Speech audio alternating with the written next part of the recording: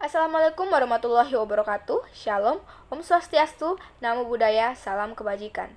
Sebelumnya perkenalkan, nama saya Venesia Tesalonika. Saya dari kelompok 10 dengan NIM 13120000194. Di sini saya akan membahas tentang konsep kekuasaan rakyat dalam perspektif John Locke. Pada ulasan tentang kekuasaan dan masyarakat ini, John Locke telah menemukan sebuah bentuk kekuasaan yang layak untuk dihidupi, yakni kekuasaan politis. Kekuasaan ini merupakan konsep yang dicita-citakan oleh semua orang, di mana hak-hak rakyat dapat dijamin di bawah kekuasaan pemerintahan. Dengan demikian, bentuk kekuasaan ini bersifat terbatas dan tidak mutlak. Kekuasaan ini yang kemudian dilihat John Locke sebagai bentuk kekuasaan dari rakyat atau kedaulatan rakyat. Di sini, rakyatlah memegang kekuasaan penuh dalam sebuah negara.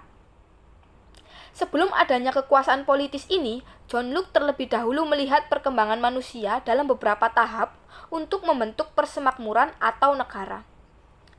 Tahap pertama yang dikemukakannya ialah keadaan hukum kodrat yang menjamin hak-hak rakyat, hak hidup, hak bebas, dan hak memiliki. Dilanjutkan pada tahap kedua, yakni melihat ketidakamanan keadaan alamiah yang bisa terjadinya perang.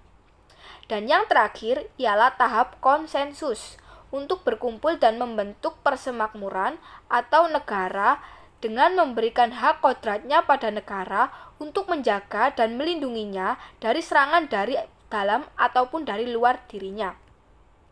Di saat adanya konsensus, John Locke berpikir bahwa perlu diberi pembagian kekuasaan agar negara tidak bertindak melewati batas-batas ketentuan yang telah disepakati. Di sini, negara sebagai menjamin hak asasi manusia. Dan bila negara bertindak sewenang-wenang, maka rakyat berhak melakukan perlawanan. Dengan demikian, kekuasaan sepenuhnya adalah milik rakyat atau kedaulatan adalah milik rakyat. Dalam pengertian kekuasaan John Locke ini, ada 3 macam kekuasaan yang dikemukakan oleh John Locke untuk melihat bentuk perbedaan kekuasaan dalam hidup manusia. Yang pertama, kekuasaan paternal.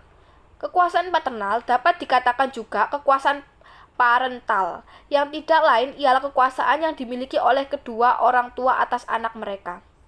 Kekuasaan ini memiliki tujuan untuk mengatur hidup anak-anak, untuk menjaga kesejahteraan anak-anak, dan untuk melindungi anak-anak sampai saat mereka dapat menggunakan akal sehat secara baik, di mana mereka dianggap sudah mampu dalam memahami aturan, baik itu aturan dalam keadaan alamiah maupun aturan undang-undang yang diberlakukan dalam suatu tatanan kehidupan manusia yang sudah terbentuk dalam sebuah konsensus atau kesepakatan bersama yang disebut John Locke persemakmuran atau negara. Aturan ini yang harus mereka pegang agar bisa mengatur hidup mereka kelak.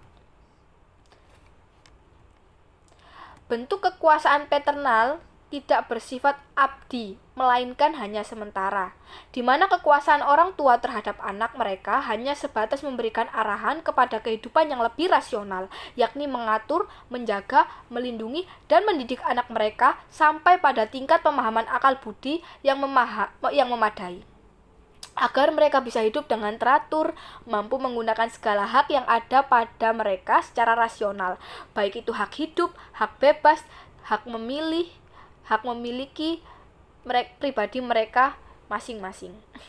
Jadi, kekuasaan paternal atau kekuasaan orang tua sama sekali tidak mencakupi seluruh hak milik anak, melainkan hanya anak yang bisa menggunakan hak miliknya sendiri, atau yang bisa disebut the power of the father doth not reach at all the property of the child which is only in his own disposing. Yang kedua, kekuasaan politik atau kekuasaan politis. Kekuasaan politis merupakan suatu bentuk kekuasaan yang dimiliki oleh setiap orang dalam keadaan alamiah, tetapi kekuasaan ini telah diserahkannya ke dalam tangan masyarakat, dan secara khusus diserahkan ke dalam tangan para penguasa yang telah dipercaya kepada mereka. Kekuasaan ini tidak semata-mata untuk menggunakan kekuasaan sewenang-wenang atau kekuasaan kehendak hati, melainkan suatu bentuk kekuasaan yang dipergunakan demi menjaga kesejahteraan mereka dan pelestarian hak milik mereka. Kekuasaan ini berasal dari suatu bentuk perjanjian dan kesepakatan setiap individu atau setiap orang antara satu dengan lain dalam keadaan alamiah untuk membentuk masyarakat politis, atau dalam perkataan John Locke membentuk persemakmuran, Commonwealth. Kekuasaan politis ini bagi John Locke sebenarnya telah menguraikannya secara lebih terperinci dalam 3 tahap bentuk persemakmuran atau negara, yakni keadaan alamiah, keadaan perang, dan keadaan persemakmuran atau Commonwealth. Untuk penjelasan tiga ini, yaitu keadaan alamiah, keadaan perang, dan keadaan persemakmuran, ini akan dijelaskan selanjutnya oleh rekan saya. Terima kasih.